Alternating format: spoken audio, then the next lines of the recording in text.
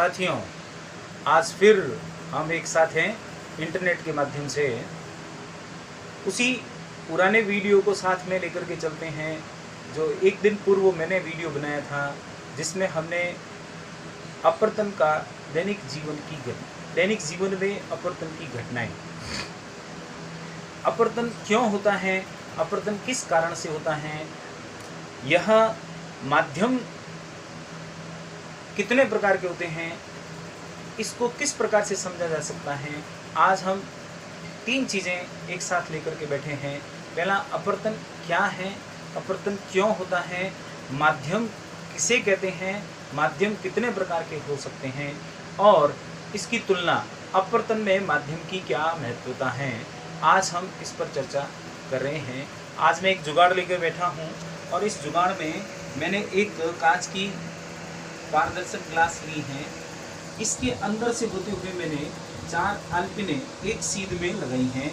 जब मैं इनको इसमें से होकर के देखता हूँ तो ये आलपिने सीध में दिखाई देती हैं, और जब मैं इस कांच के ग्लास को हटा देता हूँ तब यह आलपिने एक सीध में नहीं है। ये देखिए, आलपिन का इसी पेंसिल होगी, आलपिन का ये सिरा एक सीध में है और आलपिन का ये जो स्थान है वह एक सीध में है। तो इससे हमें पता चलता है कि इस आलपिन से टकरा करके आया प्रकाश इससे टकराता है तो ये सीध में है, लेकिन कांच की ग्लास बीच में थी और इस वजह से उसमें प्रकाश, जैसा कि पूर्व के प्रयोगों में हमने समझा था कि प्रकाश एक माध्यम से दूसरे माध्यम में जाता है तो अपने मार्ग से विचलित हो जाता है। सेम यहाँ पर भी इस कांच की ग्लास में से होकर के जब प्रकाश गया तब यह मुड़ गया और वह इस दिशा में आ गया। तब कांच में से देखते हैं तब तो यह सीध में दिखाई देती है, लेकिन जब कांच को हम यहाँ पर हटा देते हैं तब यह अलग अलग दिखाई देती हैं। जैसा कि मैं पेंसिलें एक सीध में रख करके आपको समझा सकता हूँ कि यह अभी वर्तमान में एक सीध में नहीं है, लेकिन आपने देखा था कांच में से इसको दिखाया था तब यह इस प्रकार से सीध में दिखाई दे रही थी। यह अपरतन की एक घटना, तो अपरतन पर ही हम चर्चा कर रहे हैं। पार्ट सेकंड में हमने जुगाड़ के आधार पर समझने का प्रयास किया था, क्योंकि आपको बताया था लॉकडाउन में कि आयताकार पट्टिका उपलब्ध नहीं होने की वजह से हमें इस वृत्ताकार सरफेस का उपयोग करना पड़ा। हम जानते हैं इसमें कुछ समस्याएं हैं, लेकिन एक बार हमारे समझ में ज़रूर आ जाता है कि जब प्रकाश एक माध्यम से दूसरे माध्यम में प्रवेश करता है तो वह अपने मार्ग से विचलित हो जाता है, प्रकाश की यह घटना, प्रकाश का यह गुण अपरतन कहलाता है। तन मन धन जीवन अर्पण कर भारत श्रेष्ठ बनाएंगे। तन मन धन जीवन अर्पण कर भारत श्रेष्ठ बनाएंगे। तन मन धन जीवन अर्पण कर भारत श्रेष्ठ बनाएंगे।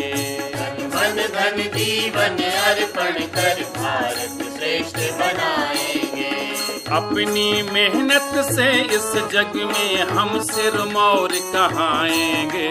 अपनी मेहनत से इस जग में हम सिरमौर कहाएंगे। तन मन धन जीवन अर्पण कर भारत श्रेष्ठ बनाए।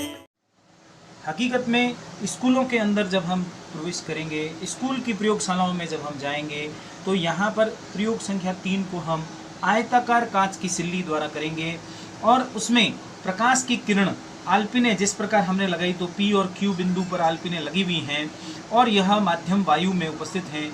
P का प्रकाश टकरा करके Q पर आता है, Q का प्रकाश टकरा करके यहाँ O बिंदु से कांच के माध्यम में प्रवेश करता है। अगर कांच का माध्यम, जैसे ही हम चाहते हैं कि भाई ये तो इस सीध में जाना चाहिए, लेकिन नहीं, ये माध्यम बदल गया, इसलिए प्रकाश अपना गुण अपरतन का गुण प्रकट करेगा और इसके मार्ग में विचलन पैदा करेगा, और यह गुण ही अपवर्तन की श्रेणी में आ जाएगा। जैसे यहाँ से O बिंदु से जैसे ही पृथककारी तल A और B कांच की सिल्ली, आयताकार सिल्ली लेंगे और उस कांच की सिल्ली में प्रकाश जब प्रवेश करेगा तो वो O से O डैश की ओर चला जाएगा, जबकि जाना उसको O से लेकर के इस डॉट लाइन की सीध में जाना चाहिए था, लेकिन ऐसा नहीं होता। ये ऐसा क्यों नहीं होता, इसके बारे में हम आज चर्चा करने जा रहे हैं।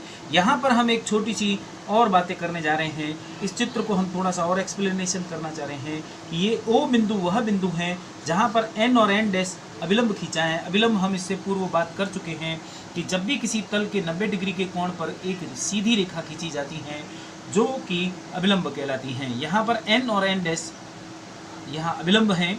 यहाँ P से O तक की बिंदु आपतित किरण है तथा O से O डैश बिंदु अपवर्तित किरण है तथा यहाँ निर्गत किरण है, ये बाहर निकली हुई किरण है जो कि अभिलंब से वापस दूर की ओर आ जाती हैं। इसकी चर्चा हम आगे और करेंगे। यहाँ अभिलंब N और N डैश हैं, उसी प्रकार O डैश पर भी एक अभिलंब खींचा जा सकता है, वो M और M डैश है। यहाँ पर एक कोण बना है जिसको कि हम I कोण की दृष्टि से जो P, O और N है उसको कोण I कहा है। यह आपतन कोण है क्योंकि आपतित किरण और अभिलंब के बीच बनने वाला कोण आपतन कोण कहलाता है। इसे कोण I से प्रदर्शित करते हैं। और दूसरा कोण एक और नीचे बना है, नीचे वाले तल में पृथककारी पृष्ठ के बाद, वो भी अभिलंब और अपवर्तित किरण के बीच में बना है। अभिलंब और अपवर्तित किरण के बीच में बना है कोण O N dash O dash, यह कोण R कहलाता है। इस प्रयोग को हम यहीं पर एक बार विराम देते हैं और वापस चलते हैं प्रयोग संख्या 1, 2। और ये प्रयोग संख्या भी आपने की जब प्रकाश की किरण वायु से कांच में प्रवेश करती हैं। उससे पूर्व हमने प्रयोग संख्या 1 देखी, उसमें हमने प्रकाश को जल से बाहर यानी सघन माध्यम से विरल माध्यम की ओर ले गए थे। और यहाँ पर भी हमने पेंसिल से टकरा करके जाने वाली किरणों को सघन माध्यम से विरल माध्यम की ओर।